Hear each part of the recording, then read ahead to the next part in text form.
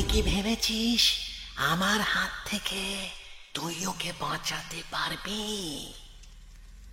আজ তোদের দুজনকেই আমি নিয়ে যাব এখান থেকে। কথাটা বলতে বলতে আমার দিকে এগিয়ে আসতে লাগলো। বুঝতে পারলাম তাড়াহুড়োর মুখে একটা চরম ভুল করে ফেলেছি। এই স্থান অভিশপ্ত। অশুভ কোনো স্থানে দেহবন্ধন ক্রিয়া করলেও তার জোর খুব বেশি থাকে না। এই স্থানে প্রবেশ করার সঙ্গে সঙ্গে গায়ে একটা ঝাঁকুনি অনুভব করলাম। কেমন আছো বন্ধুরা? তোমাদের জন্য আরো একবার হাজির হয়েছি বাংলা সাহিত্যের আরো একটি সুন্দর গল্প নিয়ে। অভিপ্সা আর স্ট্রং ডিজায়ার চ্যানেলে আমাদের আজকের নিবেদন প্রখ্যাত সাহিত্যিক শ্রী বিভূতিভূষণ বন্দ্যোপাধ্যায়ের কলমে সৃষ্ট তারানাথ তান্ত্রিকের ফ্যান ফিকশন সুকান্ত দাসের কলমে তারানাথ ও নিশিরাতের হাতছানি। শুনতে থাকো গল্পটা, আশা করি তোমাদের খুব ভালো লাগবে। টুপটাপ করে বৃষ্টি পড়ছিল গ্রামের পথে। শীতের সময় এমন বৃষ্টি গ্রামের লোকেরা এর আগে দেখেনি তা নয়, দেখেছে কিন্তু খুবই কম।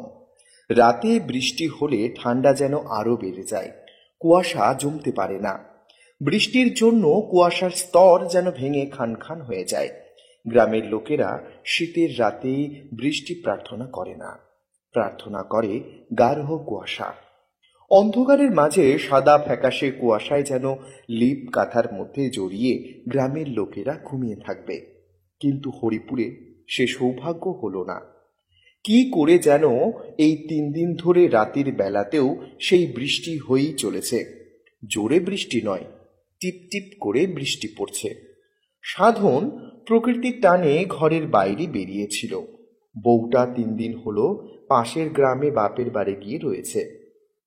সাধনের মনটা বউ না থাকলে কেমন হু হু করে মাঝে মাঝে। আহারে, কত সাধের বউ! সাধনের বিয়ে হয়েছে এই 3 মাস হলো। নতুন নতুন বউয়ের প্রতি এত টান পুরুষ মানুষের যেন জন্ম জন্মান্তরের নিয়ম। তবে সাধনের মনে হয় এই নিয়ম তার ক্ষেত্রে খাটে না। তার ক্ষেত্রে বউয়ের ওপর টান যেন অনেক যুগ পেরিয়ে গেলেও একইভাবে থেকে যাবে। ওই যে বলে 7 জন্মের বাঁধন, সাধনের জন্য যেন তার বউ 7 জন্মের। কাজ সেরে ঝাড় হাতে নিয়ে হ্যারিকেনটা অন্য হাতে নিয়ে ফিরে আসছিল সাধন। এমন সময় মনে হলো কে যেন তাকে ডাকছে। প্রথমে খুব চাপা স্বরে নিজের নামটা শুনতে পেল। কেউ যেন খুব আস্তে আস্তে টিপ টিপ বৃষ্টির সঙ্গে শনশন শীতের হাওয়ার সাথে গলা মিলিয়ে তাকে ডাকছে। সাধন, সাধন।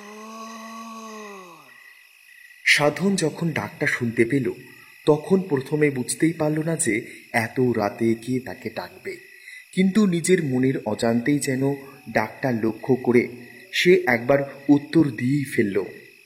আর সেই রাতে অন্ধকার আর বৃষ্টির জলের মাঝে কোথায় কি একটা হয়ে গেল। সাধনের মনে হলো তার গোটা শরীর থরথর করে কেঁপে উঠল। হাত থেকে ঝাড়টা পড়ে গেছে। হ্যারিকেনটাও কখন যে নিচে নেমে এসেছে মাটির দিকে সে নিজেও বুঝে উঠতে পারেনি। কখন যে হাঁটতে হাঁটতে বাড়ির পেছন দিকটায় চলে গেছে নতুন কিছু বুঝতে পারছিল না সে। তার বারবার মনে হচ্ছিল ডাকটা ভেসে আসছে বাড়ির পেছন দিকের বেড়ার কাছটার দিক। তখনই মনে হলো ভাঙা বেড়াটার কাছে কে যেন একটা দাঁড়িয়ে আছে। এই অন্ধকারের মধ্যে ভালোভাবে দেখা না গেলেও তবু কেমন যেন সাদা ফ্যাকাশে একটা কাপড় তার পরনে। আসলে তাই নয়, আরও অনেক কিছুই দেখতে পাচ্ছিল সাধন। সে দেখতে পাচ্ছিল সাদা ফ্যাকাশে কাপড়ওয়ালা সেই মূর্তিটা শুধু নয়, তার সঙ্গে একটা বিভৎস মুখও দেখতে পাচ্ছিল। সে মুখওয়ালা মূর্তিটা একটা হাত তুলে তার দিকে তাকিয়ে ডাকছে। এক মুহূর্তের জন্য দৃশ্যটা দেখল সাধন। তারপর দেখতে পেল বেড়ার কাছে তার বউ দাঁড়িয়ে আছে। এতক্ষণ ধরে সে বউয়ের কথাই ভেবে চলছিল। সাধন গলা তুলে চেঁচিয়ে বলল, আরে বউ, তুই এখানে কি করছিস? আরে এত রাতে এখানে এলি কি করে তুই? কথাটা সাধন বলল বটে, কিন্তু উত্তরের জন্য অপেক্ষা করল না। তার বউ যে কি বলল সাধন তা বুঝতেও পারল না। বউ ততক্ষণে বেড়ার পাশে জঙ্গলের দিকে হাঁটতে শুরু করেছে। পেছনে হাত তুলে সাধনকে ডাকছে। সাজানো ভাঙা বেড়াটা কোনো রকমে টপকে গিয়ে ঢুকলো বাড়ির পেছনের দিকে। এদিকে ঘুটঘুটে অন্ধকার, তার মাঝে শীতের রাতে ঠান্ডা পশ্চিমা হাওয়া, এসব কিছু সামাল দিতে পারলেও জঙ্গলের ভেতর থেকে ভেসে আসা ডাক মাঝে মাঝে যেন গায়ের লোমকূপগুলো খাড়া করে দেয়। সাধন কিন্তু এসব খেয়ালই করল না। সে বউয়ের দিকে তাকিয়ে কি যেন বলে আর সামনের দিকে হেঁটে চলে। তারপর সেই জঙ্গল পেরিয়ে, ফাঁকা জমি পেরিয়ে কত দূর যে ওরা এসে পড়েছিল। তার সামনে বড় নদী। গ্রামের পূর্ব দিকে নদী রয়েছে। নদীর যেমন জল, তেমন নদীর জলের টান। এই শীতকালেও কলকল শব্দ করে জল বয়ে চলেছে উত্তর দক্ষিণে। নদীর কাছে ফাঁকা জমি ধরে সাধন আর হাঁটছিল না, সে যেন দৌড়চ্ছিল। কারণ সামনে তার বউ এখন প্রাণপণে দৌড়চ্ছে। সামনের দিকে সাধন হাত তুলে চিৎকার করে বলল, দাঁড়া বলছি বউ, যাস না, দাঁড়া, দাঁড়া বউ। যদি তখন কোনো একজন সাধনের দিকে তাকিয়ে দেখতে পেত তাহলে অবাক হতো। কারণ অবাক হয়ে দেখতে পেত সাধন একাই দৌড়চ্ছে সেই ফাঁকা জমি ধরে। এই জমি চাষের উপযুক্ত নয়। কোনো এক সময় জমিতে চাষ হলেও এখন আবাদি গরু চড়ে বেড়ায়। সেই নদীর পাড়ে রাস্তা ধরে সাধন ছুটছে প্রাণপণে। কোথায় যে কি হচ্ছে সেদিকে সাধনের কোনো ভ্রুক্ষেপ নেই।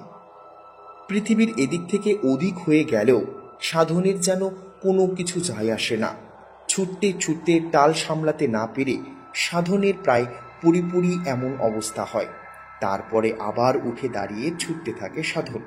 প্রতি মুহূর্তে এগিয়ে যায় নদীর দিকে, যেন তার সামনে যে ছুটে চলেছে তাকে ধরতেই হবে। তাকে ধরতে না পারলে কি একটা যেন বড় বিপদ হয়ে যাবে। সাধনের বউ তার আগে আগে চলছে, তবু তাকে শুধুমাত্র সাধনই দেখতে পাচ্ছে। এসো, আমার কাছে এসো, এসো আমার কাছে। আমি যে তোমার জন্যে এখানে এসেছি। এসো, এসো আমার কাছে।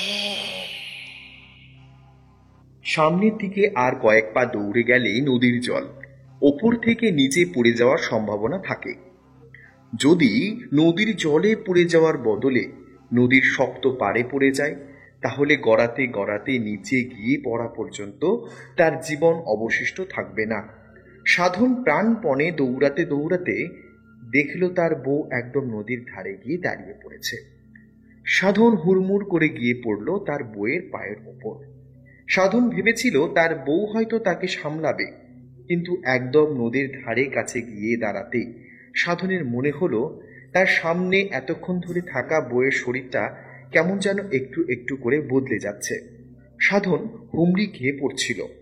উঠবার চেষ্টা করলো, পারল না। চিৎকার করে উঠল সাধন। সেই চিৎকারটা কালো অন্ধকার নিশীথে যেন একটু একটু করে মিশে গেল গ্রামের সেই নদীর জলে। নদীর জলে তো আমরা কতবার গিয়েছি। আমাদের গ্রামে নদী ছিল।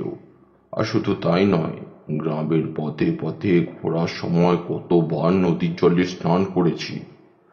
নদীর জল মাঝে মাঝে বেশ ভালোই মনে হতো। এখনকার মতো তো নয়। তখন নদীর জল ছিল স্বচ্ছ, একেবারে নদীর তলদেশ পর্যন্ত দেখা যেত। নদীর জলে সাঁতার কাটার আনন্দই ছিল আলাদা। নদী যত বড় হতো সাঁতার কাটার আনন্দ যেন তত বেশি। বড় নদীর জল স্থির থাকতো না, এই প্রান্ত থেকে ও প্রান্ত বয়ে চলতো। আর তাতেই যত নোংরা আবর্জনা, বুঝলে, নোংরা জমে শ্যাওলা, শ্যাওলা জমে, এই সমস্ত হয় একেবারে ওই স্থির জলের নদীতে। তেমনি একবার এক বড় নদীর ধারে গিয়ে পড়েছিলাম। সে নদীর কথা মনে থাকবে সব সময়। দুদিকে দুই গ্রাম, তবে 2 গ্রামের জমি থেকে নদী অনেকটাই নিচে। নদীর ধারে গ্রামের পথ ধরে খানিকটা নিচের দিকে নামতে হয়। গ্রামের মানুষরা মাটি কেটে পাহাড় বানিয়েছিল বটে, তবে গ্রামের লোকেরা কাজকর্ম করত, খাবার জলও আনতো। এমন নদী আর নদীর পাড় কিন্তু আমি খুব কমই দেখেছিলাম। কথাগুলো বলে তারানাথ চুপ করে একটা তেলে ভাজা তুলে গোটাটাই মুখের ভেতরে চালান করে দিল। কিশোরী আজও আসেনি। একটা বিশেষ কাজে তার মাসির বাড়িতে গিয়েছে। তার মাসির বাড়িতে কি একটা জমিজমার কাজ রয়েছে। যদি তাড়াতাড়ি চলে আসতে পারে তাহলে বিকেলের দিকে হলেও একবার ঢুঁ মেরে যাবে। অশ্বিনীর সঙ্গে পথে দেখা। তারানাথের কাছে আসছি শুনে সেও আমার সঙ্গ নিল। অশ্বিনী বলল, বঙ্গদেশ হলো নদীমাতৃক দেশ। নদী, ডোবা, পুকুর, জলাশয় এখানে চারপাশে ছড়িয়ে আছে। কিন্তু আপনি তো বলেন সব জল ভালো হয় না, জলে মাঝে মাঝে ভয় থাকে। আপনি নিশ্চয়ই এমন কোনো নদীর পাড়ে গিয়ে পড়েছেন যেখানে অদ্ভুত কিছু ব্যাপার ঘটেছিল। আরে আগেই তো বললাম আমাদের গ্রামেও তো ছিল। সে মনে নেই, সে দুবার আমাদের গ্রামের পুকুরে মাছ ধরতে গিয়ে কি বিপদেই না পড়েছিলাম। তারপর একবার এক নদীতে সন্ধেবেলা নিজের খেয়ালে স্নান করতে নেমেছি। তারপরেই বুঝতে পেরেছি সেই নদীর জলে কিছু আছে। নদীর জলের তলা থেকে কিছু একটা আমার লক্ষ্য করছে। তেমন ক্ষতি করতে পারেনি, তবে সেসব বলার মতো কিছু নয়। আসলে এ অতি তুচ্ছ ঘটনা, এই সমস্ত তোমাদের বলা যাবে না। শুরু করতে করতেই শেষ হয়ে যাবে। তবে তোমাদের সঙ্গে কথা বলতে গিয়ে হরিপুর বলে একটা গ্রামের কথা আমার মনে পড়ল। হরিপুর গ্রামে আমি কিন্তু ঘুরতে ঘুরতে গিয়ে পৌঁছাইনি। হরিপুর গ্রামের পাশের এক গ্রামে গৃহস্থের বাড়িতে একদিন আশ্রয় নিয়েছিলাম। সেখানেই একটা আশ্চর্য ব্যাপার ঘটে। তারপর উপায়ান্তর না দেখে আমায় যেতে হয়েছিল হরিপুর গ্রামে। কিন্তু সেই গ্রামে গিয়ে আমার যে অদ্ভুত অভিজ্ঞতা হয়েছিল, সেই অভিজ্ঞতার কথা অনেকদিন পর্যন্ত আমার মনে ছিল। এই দেখো না, তোমাদের সে কথা বলতে গিয়ে আমার এখনো কেমন শরীরের লোম খাড়া হয়ে আসছে। তারানাথের কথা শুনে অশ্বিনী সত্যি কেমন যেন বিহ্বল হয়ে গিয়েছিল। কারণ এমন হতে আমরা খুব কমই দেখেছি, বিশেষ করে এমন কোনো ঘটনা বলার সময় যা তার মনে দাগ কেটেছে, কিংবা এমন কোনো ঘটনা যা প্রচন্ড ভয়ে। ঠিক এমন সময়ই তারানাথের মধ্যে এমন একটা ভাব আমরা লক্ষ্য করে থাকি। তাই বললাম, আপনি সেই কথাটাই বলুন। কিন্তু এমন কি ঘটেছিল সেখানে যে সে কথা আপনার এখনো মনে আছে? আপনি তো নিজেই বলছেন যে জল কিংবা নদীতে আপনি এর আগে অনেক কিছু দেখেছেন, তাহলে সেখানে এমন কি ছিল? নিশির কথা তোমরা শুনেছ নিশ্চয়। নিশি যে এক ভয়ঙ্কর প্রেত, সে কথা তোমাদের আলাদা করে বলতে হয় না। একবার নিশির কবলে পড়লে তাকে এত সহজে তো বাঁচানো যায় না। আর বিশেষ করে নিশি ধরে একা মানুষকে। যে মানুষ একা থাকে সেই মানুষকে নিশি নিজের শিকার তৈরি করে, বুঝলে? আমি হরিপুর গ্রামে গিয়ে এমনই এক অদ্ভুত বিপদের সম্মুখীন হয়েছিলাম। সেবারে নেহাত ভাগ্যের জোরে আমি একটা জীবন বাঁচাতে পেরেছিলাম। কিভাবে পেরেছিলাম সে আমি নিজেও ঠিক জানি না। সেই অভিজ্ঞতার কথাই তোমাদের আজ বলবো। তারানাথ মুখের তেলে ভাজা শেষ করে ঘটির জলে হাত ধুয়ে নিল। তারপর একটা পাসিং শো থেকে সিগারেট বের করে তাতে পরপর কয়েকটা টান দিল। আমাদের তেলে ভাজা শেষ হয়ে এসেছে। আজ সকাল থেকে কিন্তু টিপ টিপ করে বৃষ্টি পড়ছে। তারানাথের কথায় যেটাকে ছাগল তাড়ানো বৃষ্টি, ঠিক তেমন বৃষ্টি একটা নয়। আকাশের কোলে মেঘ জমে অনেকটা বৃষ্টি হয়ে চলেছে।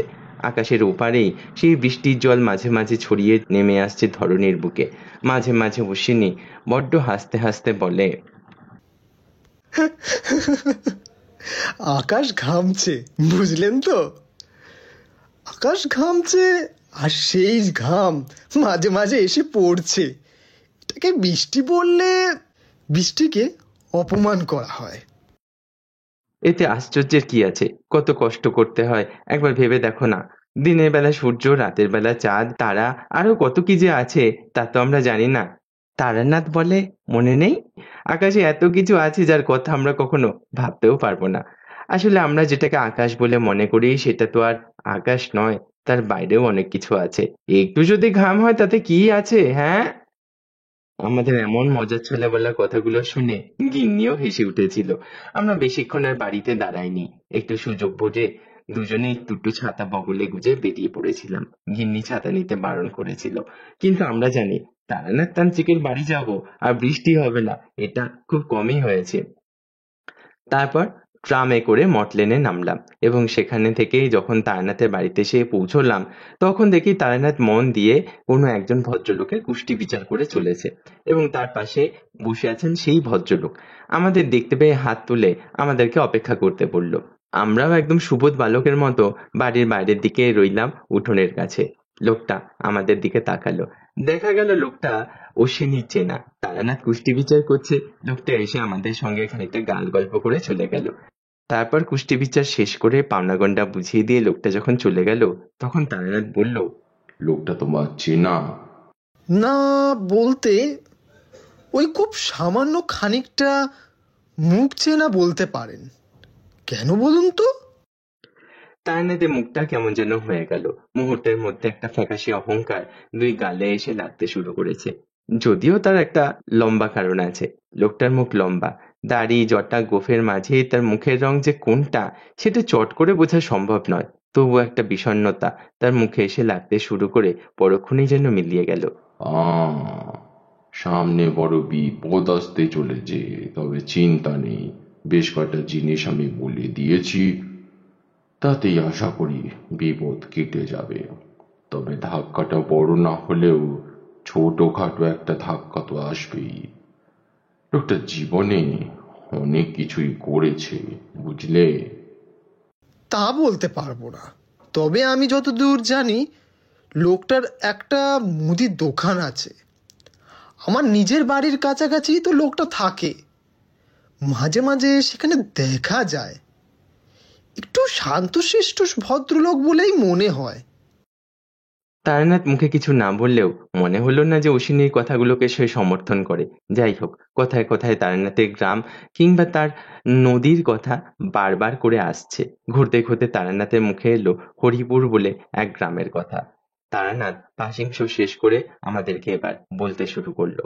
হরিপুর গ্রামের পাশের গ্রামের নাম ছিল জীবনপুর। সেই জীবনপুর গ্রামে গিয়ে এবার আশ্রয় নিয়েছি এক গৃহস্থের বাড়িতে। শীতকালের রাতের দিকে যদি কারোর বাড়িতে আশ্রয় নেওয়া যায় সেই চেষ্টাই আমি করতাম। সেভাবে গৃহস্থের বাড়িতে একদিন রাতে থাকবো বলে আশ্রয় নিয়েছিলাম, কিন্তু তার কথা শুনে এবং আদর যত্ন দেখে বড়ই ভালো লাগলো।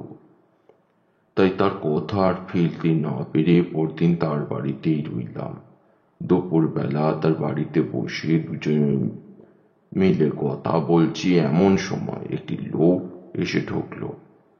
ব্যাপারটা বড়ই অদ্ভুত। আমি দেখলাম লোকটা বাড়ির উঠোনের কাছ থেকে সোজা আসছে আমাদের দিকে। মনে করলাম কোনো লোক হবে হয়তো। আমি মুখ তুলে তাকালাম। তারপরে লোকটি বেশ খানিকটা সামনের দিকে এসেছে। এমন সময় কি যেন একটা হয়ে গেল। দেখলাম চোখের সামনে মুহূর্তের জন্য ফ্যাকাশে সাদা হয়ে গেল, আর তারপরেই আবার দৃষ্টি চলে গেল আমার সামনের দিকে। কিন্তু কোথায় কি? সামনে তো কোথাও কেউ নেই। বড় আশ্চর্যের ব্যাপার। দিন দুপুরের রোদের আলোয় মাঝখানে আমি কি দেখলাম? ধুতি আর ফতুয়া গায়ে একজন লোক হাঁটতে হাঁটতে গেটের কাছ থেকে এদিকেই তো আসছিল। তার মাথার লম্বা চুল কপালের মাঝখানে এসে যেন তিলক হয়ে গেছিল। মুখটা গোল, উজ্জ্বল চোখ, দাড়ি খুব সুন্দর করে কামানো। খানিকটা ভ্যাবাচেকা খেয়ে সামনের দিকে তাকিয়ে দেখছি। এমন সময় গৃহস্থ লোকটি বলল, কি হলো সাধু বাবা? তাকে কথাটা খুলে বলতে পারলাম না যে একটু আগে কাউকে এই বাড়ির সদর দরজার কাছ থেকে বাড়ির ভেতরের দিকে আসতে দেখেছি। তারপরেই হঠাৎ করে সে চোখের সামনে উধাও হয়ে গেল। গৃহস্থ হয়তো কিছু আন্দাজ করেছিল, বলল, কিছু দেখতে পেয়েছেন নাকি? তুমি বুঝতে পেরেছ? আপনি কাল রাত্রিরে আমায় অনেক কিছু বলেছিলেন, মনে আছে? লক্ষণ উপলক্ষণ অনেক কিছুই বলেছিলেন। আমি ব্রাহ্মণের ছেলে, পুরোহিতগিরি করা হয়ে ওঠেনি সেই কথা ঠিক, কিন্তু অনেক কিছু আমিও বুঝি। স্পষ্ট যেন মনে হলো আপনি সদর দরজার কাছ থেকে কিছু একটা দেখতে পেলেন, তারপরেই হঠাৎ করে সবকিছু মিলিয়ে গেল। কিছু দেখতে পেলেন না মনে হলো। সে আমায় অনেক কিছুই বলল। মনে মনে ভাবলাম সে ব্রাহ্মণের ছেলে, কিছু একটা হয়তো সে জানে, না হলে চট করে ব্যাপারটা তো কেউ ধরতে পারে না। তাই তাকে সব কথাই খুলে বললাম। আমার বর্ণনা শুনে সে কিন্তু একটু অবাক হলো, বলল, আপনি যার কথা বলছেন তাকে আমি চিনি, পাশের হরিপুর গ্রামের বিনোদ মুখুজ্জে, যে আমার দুঃসম্পর্কের আত্মীয়। কিন্তু তাকে আপনি হঠাৎ করে দেখলেন কেন, সেটাই তো বুঝতে পারছি না। অনেক সময় আগাম অনেক কিছুই বোঝা যায়। আমার কিন্তু মনে হয় ওই বিনোদ মুখুজ্জি যে তোমার বাড়িতে আসার কথা ভাবছে, কিংবা কোনো কারণে কোনো সমস্যায় পড়ে সে হয়তো তোমায় স্মরণ করেছে। আবার এও হতে পারে যে সেই কারণেই তাকে এখানে দেখেছি। অন্তত এই মুহূর্তে সেটা ছাড়া তো আমার আর কিছুই মনে হচ্ছে না। অনেকক্ষণ ধরে সে বিষয়ে আমরা কথা বললাম। তারপর দুপুরে খাওয়া শেষ করে আমি আর সেই গৃহস্থ, যার নাম শশীচরণ গাঙ্গুলি, বেরিয়ে পড়লাম পাশের গ্রাম হরিপুরের উদ্দেশ্যে। হরিপুরে গিয়ে বিনোদ মুখুজ্জির বাড়িতে ঢুকতে যাব এমন সময় দেখি বিনোদ মুখুজ্জির বাড়ির মাঝখানের জায়গাটায় ঠিক সেই ধুতি আর ফতুয়া পরে বিনোদ মুখুজ্জি হাঁটতে হাঁটতে বাইরের দিকেই আসছে। দৃশ্যটা দেখে যেন আমি চমকে উঠলাম। এই কিছুক্ষণ আগে দুপুরবেলা রোদের মাঝে যে দৃশ্য আমি দেখেছি শশীচরণের বাড়ির উঠোনে, সেই দৃশ্য আমি এখন দেখতে পাচ্ছি বিনোদ মুখুজ্জির বাড়ির উঠোনে। শুধু পার্থক্য এটাই, তখন কিন্তু আকাশে ছিল রোদ, আর এখন বিকেল হয়ে এসেছে পশ্চিম আকাশে। সূর্য ডুবো ডুবো করছে, তাই খানিকটা অন্ধকার। আমাদের দেখে বিনোদের মুখ কেমন যেন অবাক হয়ে গেল। ধরা গলায় সে বলে উঠলে, শশীচরণ, তুমি এখানে? আমি তো তোমার বাড়িতে যাব বলেই ভাবছিলাম। দুপুরে বেরোবার কথা ভেবেছিলাম, তৈরি হয়েও পড়েছিলাম, কিন্তু আমার বউটার শরীরটা এমন খারাপ হয়ে গেল যে আমি আর থাকতে না পেরে জিজ্ঞাসা করলাম, দুপুরে ঠিক কখন আপনি শশীচরণের বাড়িতে যাওয়ার কথা ভেবেছিলেন বলুন তো? সে আমায় যে সময়ের কথা বলল, ঠিক সেই সময়ই আমি শশীচরণের বাড়িতে তাকে উপস্থিত দেখেছিলাম। এমনকি সে নাকি বেরিয়ে খানিকটা এগিয়েও এসেছিল। বাড়ির সদর দরজা পর্যন্ত সে বেরোতে পারেনি, তার ঠিক আগেই মনে হয়েছে বউয়ের শরীর খারাপের অবস্থা। তারপর সে ফিরে গেছে, এখন এসে বেরোবে বেরোবে করছিল। এমন একটা অদ্ভুত ব্যাপারের কোনো কারণ আমি খুঁজে পাচ্ছিলাম না। প্রায় 1 গ্রাম দূরে থাকা একটা লোক তার বাড়ির উঠোনের কাছে খানিকটা হেঁটে গেছে, সেই দৃশ্য আমি পাশের গ্রামের শশীচরণের বাড়িতে কি করে দেখলাম? তখন আর সেসব কথা আমার মাথায় নেই। বিনোদের বউয়ের শরীর খুবই খারাপ। তাড়াতাড়ি তার বাড়ির ভেতরে গিয়ে ঢুকলাম। আমায় দেখে বিনোদ একটু অবাক হলেও শশীচরণ সামান্য 2-1 কথায় তার দুপুরের ব্যাপার আর আমার কথা বুঝিয়ে দিলে সে যেন মনে মনে খানিকটা ভরসা পেল। গিয়ে দেখি তার বউ বিছানায় শুয়ে রয়েছে, চোখ বন্ধ, বিড়বিড় করে সে কি যেন বলছে। ভালো করে কান পেতে শোনার চেষ্টা করতেই বুঝতে পারলাম সে বলছে, আমায় ডাকছে, আমায় ডাকছে, আমায় নিয়ে যাবে, আমায় নিয়ে যাবে, আমায় তোমরা ছেড়ে দাও, ছেড়ে দাও, আমায় তোমরা ছেড়ে দাও। অবস্থা যে ভালো নয়, গায়ে ধুম জ্বর। কবিরাজ বদ্যি কিছু দেখিয়েছ? কখন হয়েছে এসব? আজ সকালেই কবিরাজ এসেছিল, ওষুধপত্র দিয়ে গেছে, কিন্তু কিছুতেই কিছু হচ্ছে না। এই তো একটু আগেও একবার এসেছিল, কিন্তু নাড়ি দেখে ওষুধপত্র দিয়ে কোনো কিছুই বুঝিয়ে উঠতে পারছে না। আমার কিন্তু মনে হয় ব্যাপারটা অন্য রকম। সাধু বাবা, দেখুন চোখ দুটো কেমন হয়েছে। তাছাড়া গোটা শরীর জ্বরে পুড়ে যাচ্ছে। বিড় বিড় করে যেন কথাগুলো বলছে, সেগুলো জ্বরের ঘুরে হলেও আমার কিন্তু অন্যরকম মনে হচ্ছে। স্বীকার করতে লজ্জা নেই, শশীচরণ কিন্তু অনেক কিছুই জানতো, অনেক কিছু সে বুঝতে পারত, শুধু তার তেমন কোনো ক্ষমতা ছিল না। পরবর্তীতে তার সঙ্গে কথা বলে সেই ব্যাপারটা আমি আরো জানতে পেরেছিলাম। শশীচরণের সঙ্গে জীবনপুরে ওই ঘটনার পরে প্রায় 3 দিন আমি ছিলাম সে এক অন্য কথা।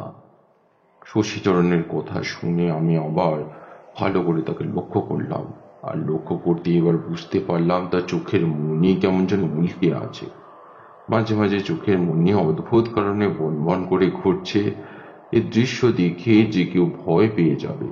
যে বিছানায় অবসন্নের মতো শুয়ে রয়েছে তার চোখের মনি এমন বনবন করে ঘুরছে, এই দৃশ্য তো সহজ নয়। এই সব কিছুর পেছনে যে কোনো অশরীরী একটা ব্যাপার রয়েছে তা বোঝার জন্য আমার খুব বেশি কষ্ট করতে হলো না। কিন্তু অশুভ শরীরের প্রভাব তার উপরে থাকলেও তার প্রত্যক্ষ কোনো লক্ষণ কিংবা কোনো উপস্থিতি সেটা আমি বুঝতে পারলাম না। যাই হোক, তাই মনে মনে ঠিক করলাম আগে গোটা ব্যাপারটা জানা দরকার। তাই বিনোদকে নিয়ে ঘরের বাইরে এলাম। উঠোনের দাওয়ার কাছে যখন আমরা বসেছি তখন সন্ধে নামতে শুরু করেছে। বিনোদ কেমন যেন ধরা ধরা গলায় বলল, সাধু বাবা, সাধু বাবা, আমার বউটাকে বাঁচান। আমার আমার বউ ছাড়া যে কেউ নেই সাধু বাবা। একটা ছেলে ছিল, সেই ছেলেটাও তো ওই নিশির কবলে গেছে। এখন আমার বউটারও যদি কিছু। তার কথা শুনে চমকে উঠলাম। নিশি? আবার সেই নিশি? এই নিশি অতি ভয়ানক। বললাম, নিশি? গ্রামের নিশির উপদ্রব রয়েছে? উপদ্রব তেমন নয় সাধু বাবা, সব সময় যে এসব হয় তেমনটাও নয়। মাঝে মাঝে হঠাৎ করে এই উপদ্রব শুরু হয়।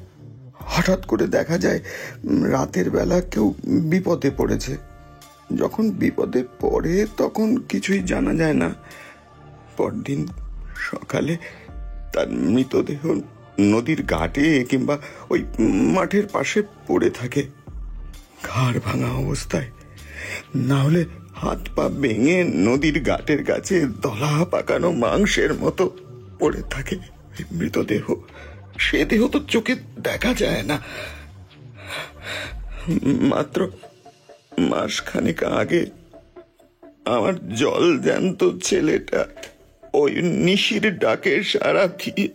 কথা বলতে বলতে বিনোদ কান্নায় ভেঙে পড়ল। এতক্ষণ ধরে তাকে শক্ত সমর্থ বলেই মনে হয়েছিল, কিন্তু এমন একটা মানুষ চোখের সামনে এইভাবে কান্নায় ভেঙে পড়লে তা দেখতে ভালো লাগে না। শশীচরণ তার কাঁধে হাত দিয়ে তাকে সাহায্য করতে লাগলো। বুঝতে পারলাম কতটা দুঃখ মনের মধ্যে থাকলে একটা অচেনা মানুষের সামনে কোনো শক্তপোক্ত মধ্যবয়স্ক পুরুষ মানুষ এইভাবে কাঁদতে পারে। হায় রে জীবন! কোথায় আর কয়েকটা বছর পরে বিনোদ নিজের ছেলের কাঁধে করে শ্মশান যাত্রা করবে, সেখানে নিজের ছেলেটাকে এমন বিভৎসভাবে মৃত অবস্থায় তাকেই হয়তো কাঁধে করে শ্মশানে নিয়ে গিয়ে দাহ করতে হয়েছে। মনুষ্য জীবনে মানুষকে যে কত প্রকারের কষ্ট পেতে হয় তা তোমরা ধারণা করতে পারবে না। তবে সময় সবকিছু ভুলিয়ে দিয়ে যায়। যে মানুষ যতই নরম হোক না কেন, সে মানুষ দুঃখের স্মৃতি একদিন ভুলে যেতে পারে সুখের স্মৃতির আড়ালে। তবে সময় কতদিন লাগবে তা নির্ভর করে সেই মানুষেরই উপর। মাঝে মাঝে তারানাথ তান্ত্রিক এমন কথা বলে যেন মনে হয় আমরা কোনো তান্ত্রিকের সামনে নয়, আমরা যেন কোনো বৃদ্ধ মানুষের সামনে বসে আছি যে তার জীবনে অনেক কিছু করেছে, অনেক কিছু দেখেছে, অনেক জ্ঞান অর্জন হয়েছে। তার মস্তিষ্কের প্রতিটি কোণায় সে একাধারে যেমন জীবন দর্শন নিয়ে ব্যাখ্যা করতে পারে, তেমনি আধ্যাত্মিকতার কথাও বলতে পারে। আমি ভাবছিলাম কখন অশ্বিনীর টিপ্পনি কাটবে। তার সঙ্গে সঙ্গেই অশ্বিনী বলে উঠল, বিনোদের ছেলের কি হয়েছিল? এ কথা বিনোদই বলল, তবে বিনোদ বড় এলোমেলো ভাবে বলছিল। সে কথা আমি তোমাদের সহজ করে বলি। বিনোদের বাড়িতে পাশাপাশি দুটো ঘর, একটাতে বিনোদ আর তার বউ থাকে, পাশের ঘরে থাকতো তার ছেলে। ছেলের বয়স ওই 16-17 মতো হবে। বয়স হচ্ছে হাতে পায়ে একটু বেশি লম্বা হয়েছে। বাবার সঙ্গে মাঠের কাজে যায়, সন্ধ্যেবেলা ফিরে এসে খাওয়া দাওয়া সেরে নাক ডাকিয়ে ঘুমোয়। বাবার মতোই হয়েছিল,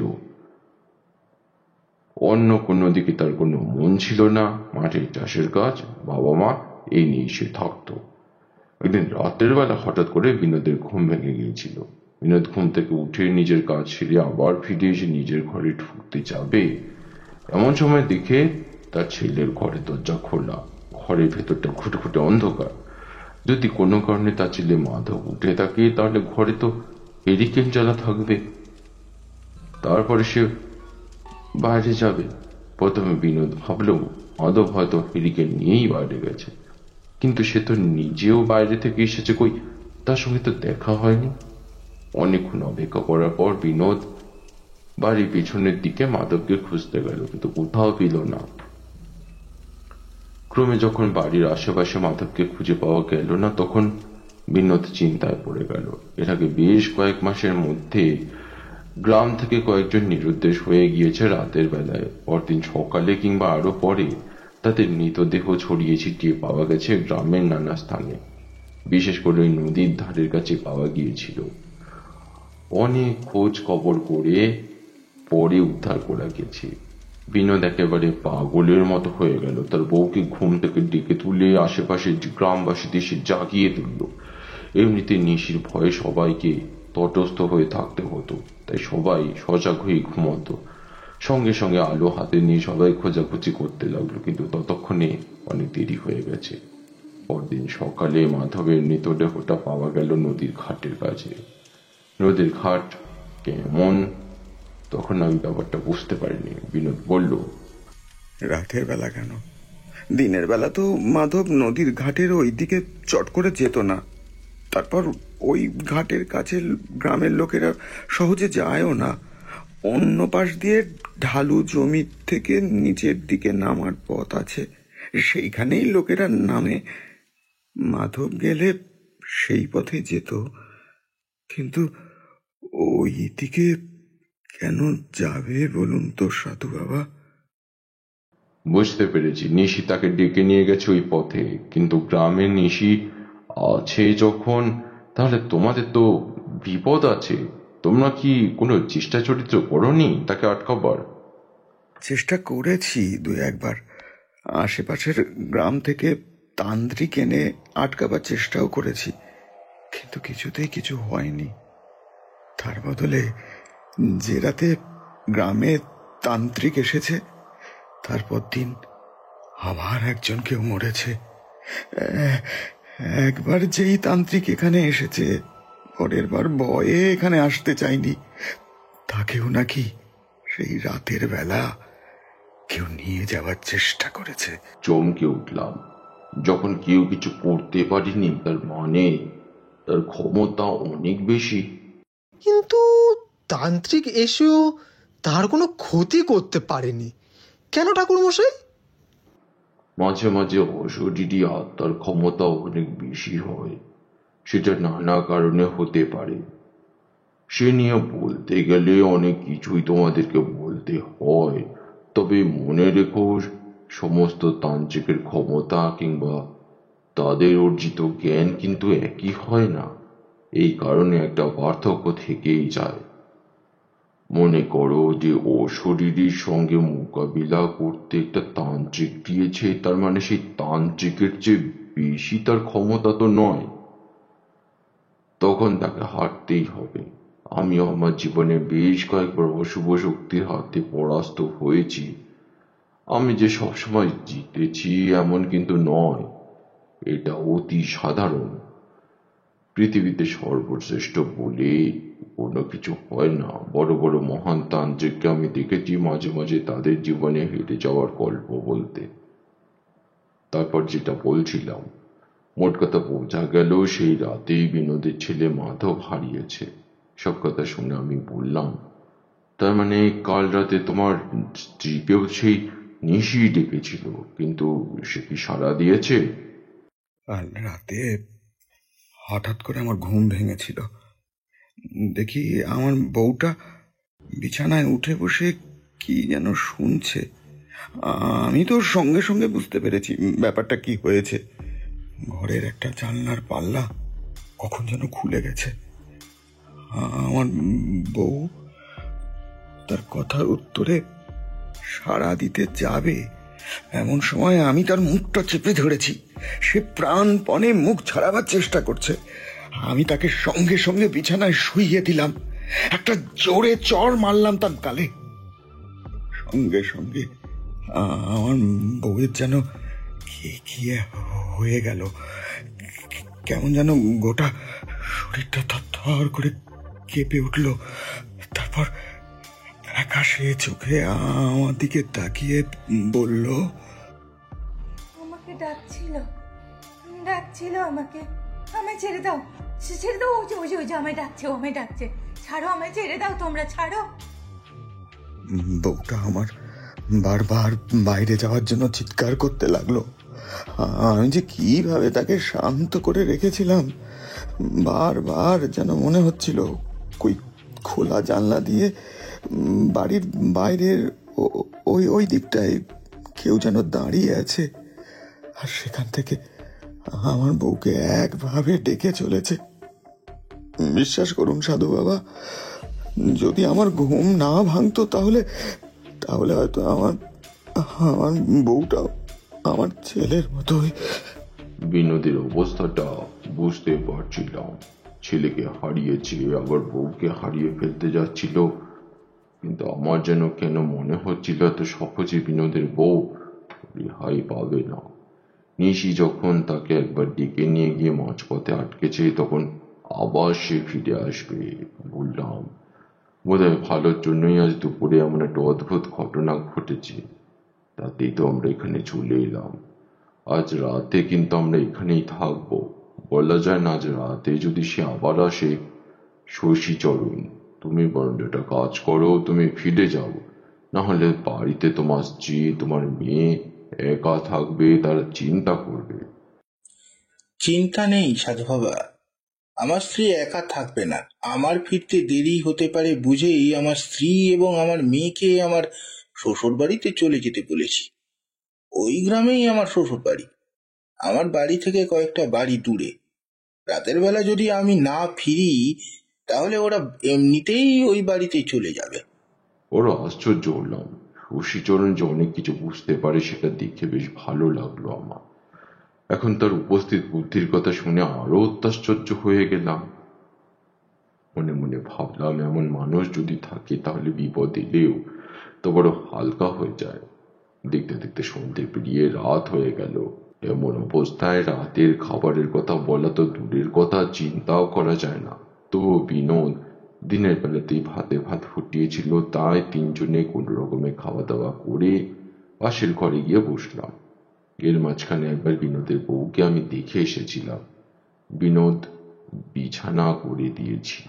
বিছানার উপরে আমি তার নিচে লম্বা বিছানা করে সেখানে বিনোদ আর তিনজনে আমরা শুয়েছি, কিন্তু কারোর চোখে কোনো ঘুম নেই। অনেক রাত পর্যন্ত এই কথা সে কথা বলতে বলতেই পেরিয়ে গেল। তারপর কখন যেন হঠাৎ করে ঘুম এসে গিয়েছিল, চোখটা বন্ধ হয়ে গিয়েছিল। এমন সময় আমার গায়ের উপর ধাক্কা মতো যেন মনে হলো। হঠাৎ করে দেখি চোখটা খুলে কে আমায় ডাকছে।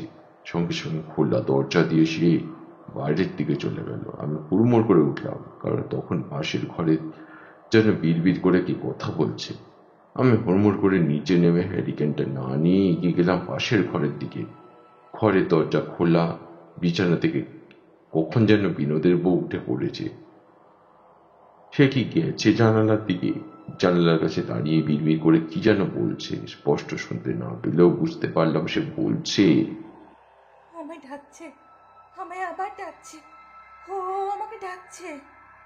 কথাটা বলে বিনোদের বউ ছুটে এলো দরজার দিকে, যেন আমায় দেখতে পায়নি।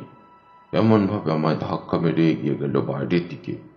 ব্যাপারটা তো আচমকা ঘটে গেল যে আমি কিছু বুঝে উঠবার আগে সে ছিটকে বেরিয়ে গেল বাইরের দিকে, যেন প্রবল ভাবে দৌড়চ্ছে। এও যেন তাকে একটা ডাকছে। বিনোদের বউ চিৎকার করতে করতে বাইরে যাচ্ছে আর বলছে, মাধব, মাধব বাবা আমার, যাস না বাবা, দাঁড়া দাঁড়া, যাস না বাবা, আমার জন্য দাঁড়া বাবা, যাস না। কিন্তু আমি তখন সমস্ত ব্যাপারটাই বুঝতে পেরেছি। বিনোদের বউকে আগের দিন রাত্রে যে ডিকেছে সে আর অন্য কারো নয়, মাধবের রূপ ধরে এসেছিল। সেই কারণে তার মাথার মধ্যে ব্যাপারটা রয়ে গিয়েছে। সদ্য মৃত ছেলের রূপ ধরে এসে তার মাকে নিশি যে ভয়ঙ্কর ভাবে নিজের বশে বশীভূত করার চেষ্টা করছে সেটা বুঝতে পেরেছি। সময় নষ্ট না করে ছুটে গেলাম বাড়ির পিছনে। বাড়ির পিছনের দিক থেকে একটা ফাঁকা রাস্তা ঘুরে গেছে গ্রামের পথের দিকে। আমিও সেই পথ ধরলাম। আমার থেকে মাত্র হাত কয়েক দূরে সে ছুটে চলেছে। তার সামনে কিন্তু কেউ নেই, অথচ দুটো হাত বাড়িয়ে সে এমন ভাবে চিৎকার করতে করতে চলেছে যেন সামনে কেউ রয়েছে। আমি পেছন থেকে ডাকলাম, বললাম, ওভাবে যেও না, ওভাবে যেও না, সামনে বিপদ আছে, দাঁড়াও দাঁড়াও। আমার কথা কে শুনি? সে ছুটতে ছুটতে চলেছে সামনের দিকে, আমি তার পেছনে। বলা হয়নি তখন শীতকাল, সবে শীত পড়তে শুরু করেছে। রাতের দিকে মাঝে মাঝে কুয়াশা জমে চারপাশে একেবারে ঘন অন্ধকার। সেই কুয়াশা আরো ভয়ানক বিপদে ফেলেছিল আমায়। একবার যদি তাকে হারিয়ে ফেলি, এই গ্রামের পথঘাট কোনো কিছুই আমি চিনি না, নদী কোন দিকে সেটাও ভালোভাবে জানি না। তাই যত দ্রুত সম্ভব চারিদিক সামলে দৌড়াবার চেষ্টা করছি। চারপাশে অন্ধকার আর ফ্যাকাশে সাদা পাতলা কুয়াশার স্তর আমার পথ আটকাবার চেষ্টা করছে। দৃষ্টিগোচর না হলেও সে চিৎকার লক্ষ্য করে আমি ছুটছি সামনের দিকে। ছুটতে ছুটতে হঠাৎ করে মনে হলো আমার ঠিক পাশেই ভাবলো বিনোদ কিংবা শশীচরণ কেউ হবে, কিন্তু সে কোনো কথা বলছে না, একভাবে যেন আমার সঙ্গে পাল্লা দিয়ে এগিয়ে চলেছে। আমি তখন কিছু বুঝতে পারলাম না। আশপাশে একটা অশুভ শক্তি অনুভব করছিলাম, কিন্তু ঘুমোতে যাওয়ার আগেই আমি দেহ বন্ধন করে রেখেছি, তাই সে বিষয়ে কোনো চিন্তা নেই। তাছাড়া মাথার ওপরে রয়েছেন মধুসুন্দরী দেবীর আশীর্বাদ। কানের কাছে কি যেন বাতাসের সঙ্গে হালকা স্বরে বলে উঠল, আমার মাকে বাঁচাও সাধু বাবা, আমার মাকে বাঁচাও, ও আমার মতো আমার মাকেও মেরে ফেলবে। কথাটা শুনে সঙ্গে সঙ্গে চমকে উঠলাম। এ কার কণ্ঠস্বর? বিনোদ কিংবা শশীচরণের কণ্ঠস্বর তো এটা হতে পারে না। তার চেয়ে কম বয়সী কোন এক কিশোরের কণ্ঠস্বর এটা। তখন সেদিকে গুরুত্ব দিতে পারলাম না, দ্রুত এগোলাম সামনের দিকে। কখন যে গ্রামের পথ ছাড়িয়ে সেই কুয়াশা অন্ধকারের মাঝে গ্রামের বাইরের দিকে একটা ফাঁকা মাঠের মধ্যে এসে পড়েছি সে আমার মনেও নেই। সামনের দিকে বিনোদের বউ তখন চিৎকার করতে করতে এগিয়ে যাচ্ছে। মাধব, মাধব বাবা দাঁড়া, আমার জন্য দাঁড়া বাবা। ওদিকে কোথায় যাচ্ছিস? কোথায় যাচ্ছিস তুই মাধব? পায়ের তলার ঘাস তখন ভেজা। যতই সামনের দিকে এগোচ্ছি ততই যেন মনে হচ্ছে একটা বিপদ আস্তে আস্তে আমার দিকে এগিয়ে আসছে। কানের কাছে সেই কণ্ঠস্বরটা আবার বলল, নদীর দিকে নিয়ে যাচ্ছে নাকি? নদীর দিকে নিয়ে যাচ্ছে। ওইদিকে একবার নিয়ে গেলে, একবার উপর থেকে নিচে পড়লে, কিন্তু মার বাঁচবে না সাধু বাবা, মার বাঁচবে না সাধু বাবা। আপনি তাড়াতাড়ি করুন আপনি। নদীর কথা মনে পড়তেই মাধবের কথা আমার মনে পড়লো। বিনোদের গলা সেই কথাগুলো আবার মনে পড়ে গেল। বিনোদ বলেছিল, এই নিশি কোনো রকমে নদীর পাড়ের কাছে নিয়ে যায়, তারপর সেখান থেকে নিচে ফেলে দেয়।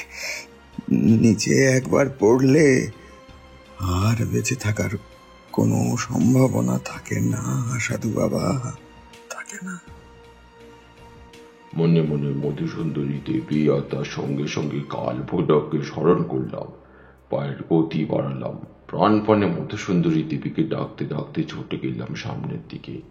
ততক্ষণে ওকে একেবারে ধারের কাছে নিয়ে চলে গেছে সেই নিশি।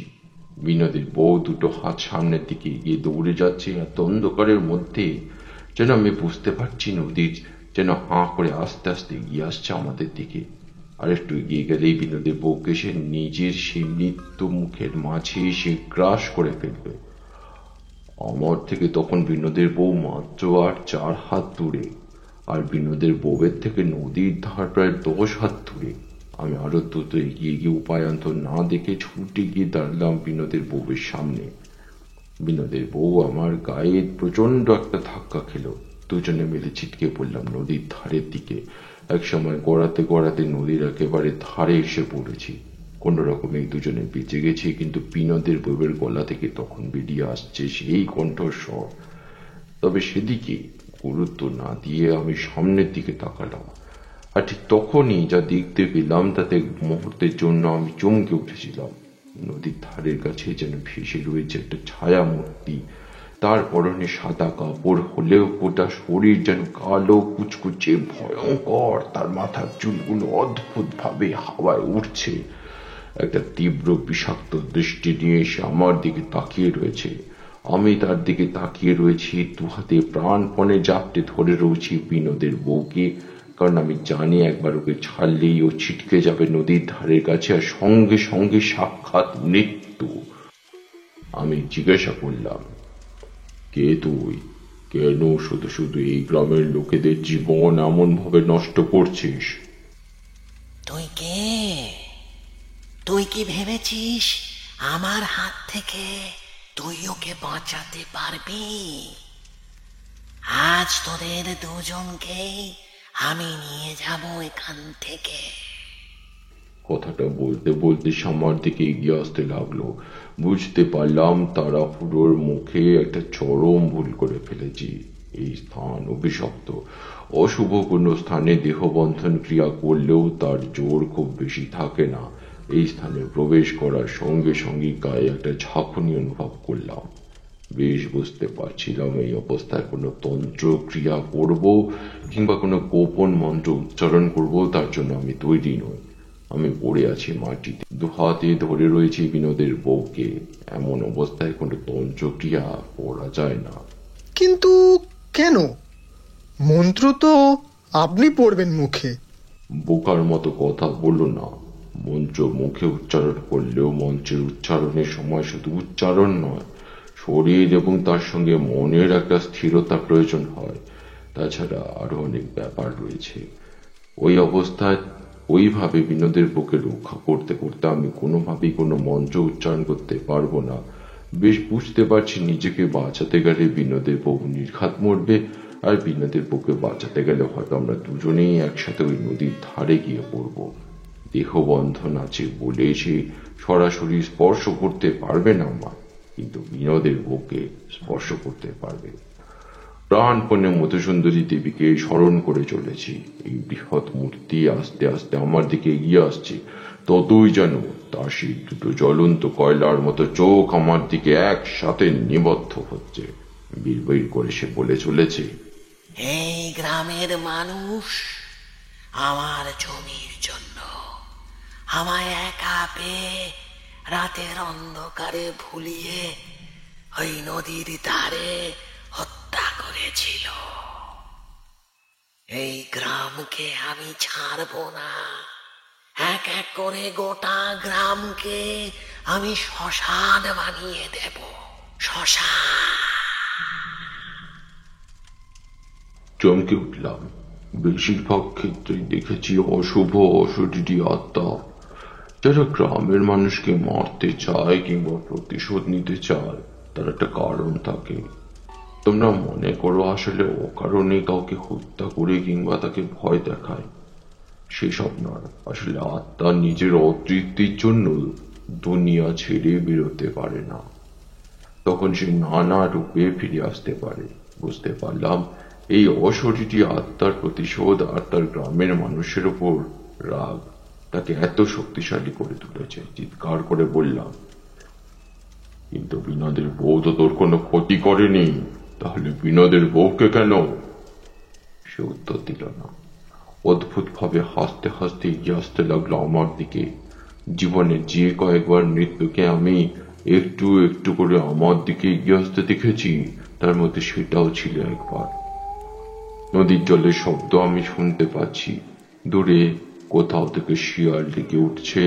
অন্ধকারের মাঝে আস্তে আস্তে করে সাদা আকাশে কুয়াশার পর্দা জড়িয়ে ধরেছে, আর তার মধ্যে সেই বীভৎস মূর্তি এগিয়ে আসছে আমার দিকে। মাথার মধ্যে কি যেন প্রাণপণে আমায় বোঝাতে লাগলো বিনোদের বউকে ছেড়ে দেওয়া প্রয়োজন, তার জীবনের জন্য নিজের জীবন দেওয়াটা অনর্থক। কিন্তু দীক্ষা নেওয়ার সময় গুরুকে বলেছিলাম মানুষের হিতের জন্য নিজের জীবন পর্যন্ত বাজি রাখতে আমি রাজি। আজ বিপদের মুখে পড়ে সেই দেওয়া কথা বলি কি করে? অবাক হয়ে লক্ষ্য করলাম তারানাথ অদ্ভুতভাবে তাকিয়ে আছে আকাশের দিকে। বাইরে টিপটিপ বৃষ্টিটা তখন যেন ঝিরিঝিরি হয়ে ঝরতে শুরু করেছে। অশ্বিনী কোনো কথা বলল না, কেননা অধীর আগ্রহে আমরা অপেক্ষা করছি কিছু একটার জন্য। কতক্ষণ ওভাবে কেটেছে মনে নেই। হঠাৎ করে দেখি কোথা থেকে একটা ছায়া মূর্তি ঠিক আমাদের পাশে যেন এসে দাঁড়িয়েছে। তারপরে দেখি আরেকটা। আমাদের চারপাশে তখন যেন অনেকগুলো ছায়া মূর্তি এসে দাঁড়িয়েছে। প্রথম ছায়া মূর্তি দেখে মনে করেছিলাম বিনোদ কিংবা শশীচরণ বোধ হয় আমাদের লক্ষ্য করে ছুটে এসেছে, কিন্তু এতগুলো ছায়া মূর্তি এলো কোথা থেকে? আমাদের আশেপাশে হঠাৎ করে একটা অদ্ভুত পরিবর্তন বাতাসে লক্ষ্য করলাম। চারপাশের বাতাসটা খুব ভারী হয়ে গেছে। সেই বীভৎস মূর্তি চারিদিকে তাকিয়ে বীভৎসভাবে হেসে উঠে ফুঙ্কার দিয়ে বলল, তোরা তোরা কি ভেবেছিস? কি ভেবেছিস তোরা? তোরা আমায় আটকাবে? তোদের আমি নিজের হাতে মেরেছি। আশেপাশে জমা সেই বীভৎস মূর্তিগুলো কিন্তু কিছুই বলল না। তাদেরকে দেখা যায় না, শুধু কালো ফ্যাকাশে মূর্তি ছাড়া আর যেন কিছুই নেই। তারপরে দেখতে পেলাম এক এক করে সেই ছায়া মূর্তিগুলো যেন আমার আর বিনোদের ওর সামনে এসে আমাদের আগলে দাঁড়াতে শুরু করেছে। একটা বীভৎস চিৎকার করে সেই ভয়ঙ্কর মূর্তি লাফিয়ে পড়তে চাইল বিনোদের বউয়ের গায়ের উপর, কিন্তু বাধা পেয়ে গেল সেখানে। আর তারপরে সেই ছায়া মূর্তিগুলো যেন একযোগে ঝাঁপিয়ে পড়ল তার গায়ে। হুড়মুড় করে কিছু নেমে গেল নিচের দিকে। আর সহ্য করার মতো অবস্থায় আমি ছিলাম না।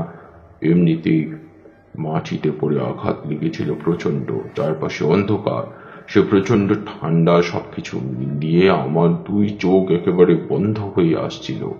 শুধু দুটো চোখ বন্ধ হওয়ার আগেই শেষ মুহূর্তে পায়ের শব্দ শুনতে পেয়েছিলাম। তাকিয়ে দেখেছিলাম দুটো হেরিকেনা, দুটো মানুষ যেন লাঠি নিয়ে এগিয়ে আসছে। তার পিছনে আরো কয়েকটা মানুষ। তারপরে আর কিছু মনে নেই। তারানাথ চুপ করতেই এবার আমি বলে উঠলাম, তারপর কি হলো? কারা এসেছিল সেদিন রাতে? পরদিন সকালে যখন জ্ঞান ফিরল তখন দেখলাম আমি শুয়ে রয়েছি বিনোদের বাড়িতে।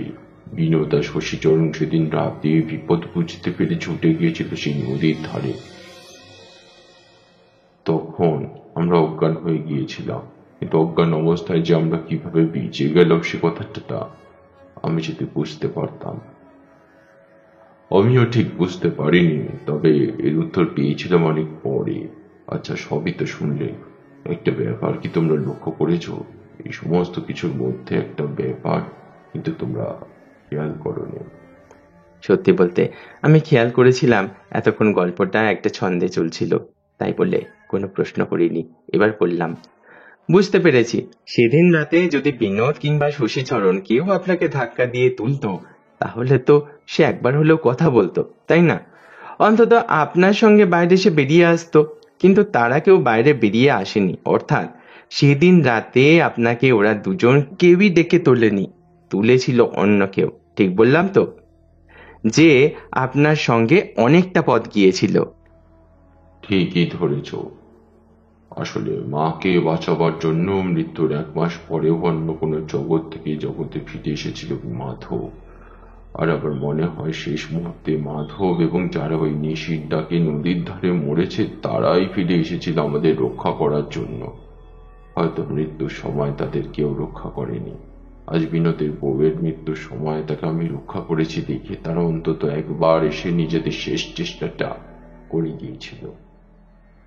এরপর একদিন বিনোদের বাড়িতে ছিলাম। তার বউ সুস্থ হয়ে গেছিল। সুস্থ হওয়ার পর তার মুখে সব কথাই শুনেছিলাম, আর তারপর সেখান থেকে চলেও এসেছিলাম। তবে বুঝতে পেরেছিলাম মাধব না থাকলে সেই রাতে হয়তো বিনোদের বউকে আমিও বাঁচাতে পারতাম না। গল্প শেষ হতেই আমরা সেদিনের মতো বাইরে বেরিয়ে এলাম, আর বাইরে নামতেই কিন্তু আমাদের ছাতাটা সঙ্গে আনার ফলটা হাতে নাতে মিলল। বাইরে বেরোতে না বেরোতেই ঝমঝম করে বৃষ্টি নামলো।